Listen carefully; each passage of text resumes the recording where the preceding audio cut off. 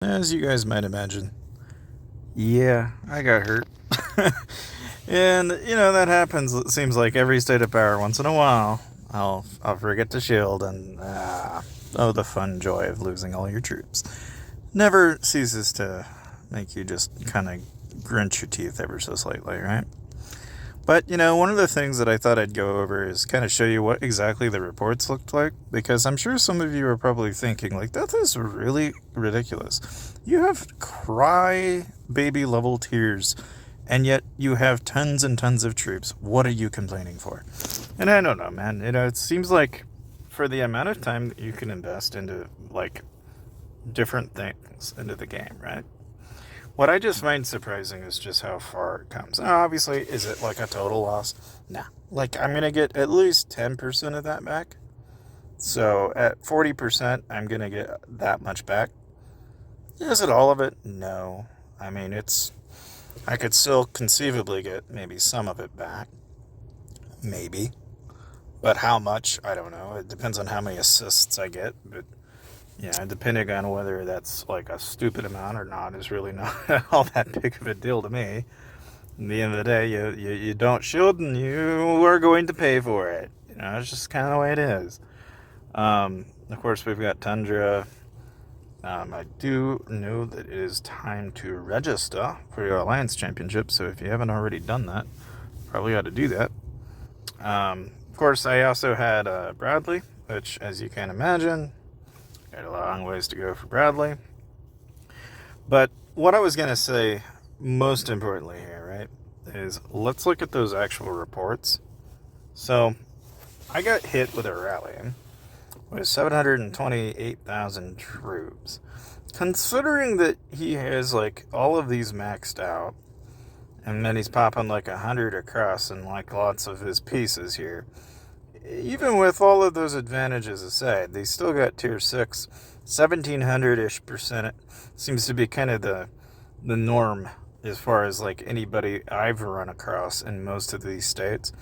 And yet, it's like, okay, so out of that amount, right, if you look at, like, the previous rally, it's still kind of the same deal. It's just 1700 plus and some change.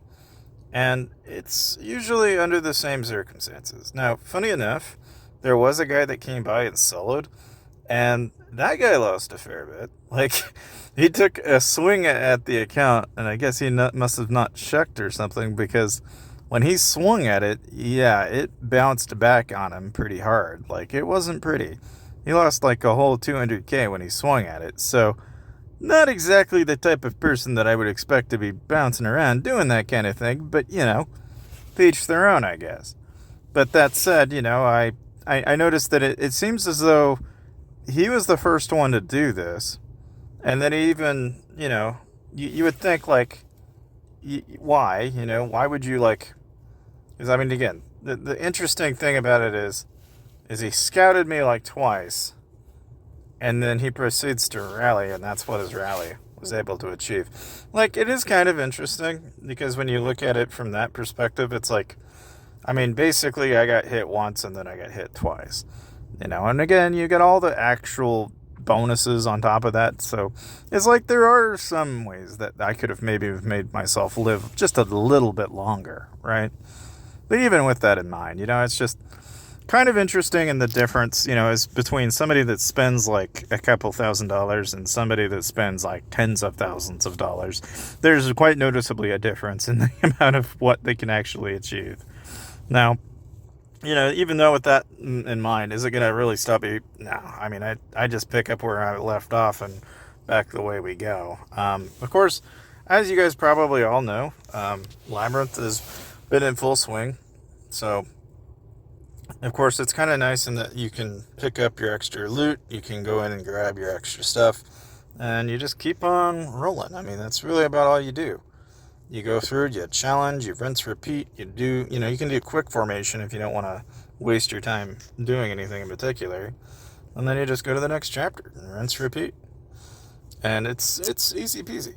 Like, there's really nothing to this. You can even hit skip on these if you want to, like forced into a situation where you really have to like devote any length of time or thought into it either, But anyway, I only point this out because you can always go back through and hit the caves again, and you'll be able to get extra loot. But it kind of incentivizes you to go out and do the extra mile. Of course, we also have Alliance Showdown going on, so there's plenty of ample reason to be going around and getting your extra points and get your extra raids in for the day. But in any case, I just thought I'd kind of showcase a little bit of that because I just thought it was kind of interesting. And because I mean, like I was saying, it's like if you were to compare what that guy was able to do, it's somebody comparatively like the 600 or 700% difference is quite literally the difference between somebody like this who can almost completely one-shot you. No, not to say that he completely did, right? But you may be wondering, like, what exactly is this? Well, that's a level 11 charm with a tier 3 legendary. I mean, it's compared to a legendary Golden Zeal, which isn't fully maxed out, and I'm using level 5 and 4s. It's really just mostly in the amount of charm stats that I'm gaining here. Like, it's about half of what he has. Where you really see the advantage, though, is where you've got, a fully leveled piece of legendary pieces. These are the ones where it's like, okay, some money was spent there. And then to add to it, he's also got the Dragon Slayer. He's got the Power Boomerang, which is giving him some Defender Troop lethality, which is not using, it's pretty useless. But like Rally Troop lethality here with the Illusion Magic Ball is probably the most boon that he got out of this rally. Like, could he have been a little bit more efficient? Yeah, because having the first two, he's not getting anything in the Defender bonus. And even then, he actually is not using the best possible infantry or best possible marksman or even lancer for our state right now. Now, of course, I'm also using Alonzo, and you're probably thinking, why? Well, that's because I had somebody ask me about this, like, what are you using? And it's like, well, I just haven't gotten around to saving it and updating it. And conveniently, that probably could have saved me a little bit. It is what it is. It's like defender bonuses are defender bonuses up until a certain point.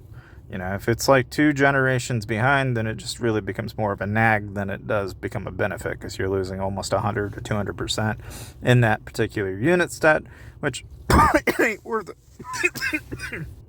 In any case, that's that.